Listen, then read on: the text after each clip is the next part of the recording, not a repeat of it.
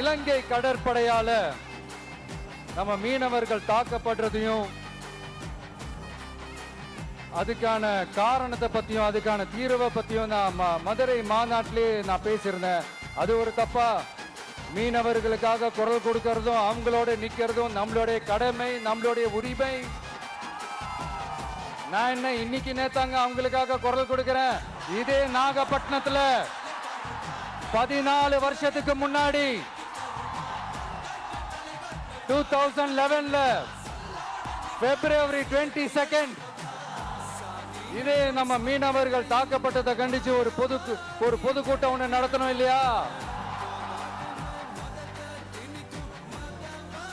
இந்த விஜய் களத்துக்கு வர்றது ஒண்ணு புதுசு இல்ல கண்ணா. எப்போ எப்போ எப்போ வந்தாச்சு.